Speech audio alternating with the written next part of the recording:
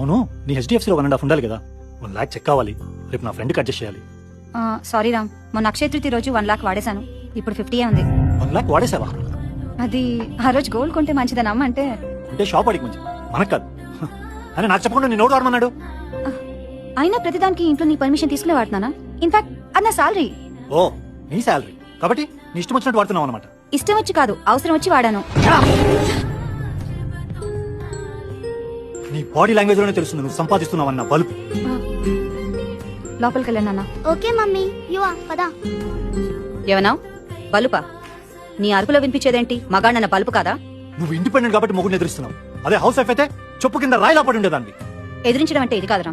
బెంగళూరు వెళ్తున్నానని చెప్పి నీ ఆఫీస్ అమ్మాయితో వీకెండ్ రిసార్ట్ లో గడిపొచ్చినప్పుడు నిలదీస్తే అది ఎదిరించడం. సింగపూర్ లో సెమినార్ అని చెప్పి థాయిలాండ్ లో మసాజులు క్రెడిట్ కార్డు వాడినప్పుడు సింగపూర్ లో గీకితే థాయిలాండ్ లో బిల్ ఎలా వచ్చిందని అడిగితే అది ఎదిరించడం.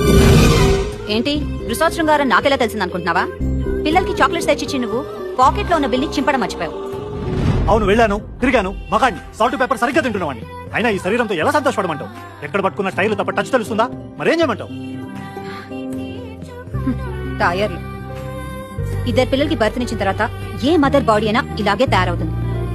పిల్లలు మా ప్రాణాన్ని పీల్చుకుని ప్రాణం పోసుకుని వచ్చిన తర్వాత బాడీలో హార్మోనల్ చేంజెస్ వస్తాయి. వాటి వల్ల ఈ టైర్లే వస్తాయి.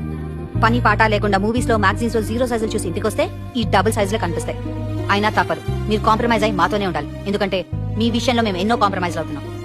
ఏది ఒక్కటి చెప్పి బాడీలో డిఫెక్ట్. మనం వారానికి ఒక్కరోజు మాత్రమే కలుస్తుంది. నేను నువ్వు తినే సాల్ట్ పేపర్ తింటున్నాను కదా, కానీ నాకు వారానికి 4 రోజులు కలవాలని ఉంటుంది. టచ్ చేస్తే అలసిపోయిన అట్టేరు పడుకుంటావే, మరి అది కాదా కాంప్రమైజ్?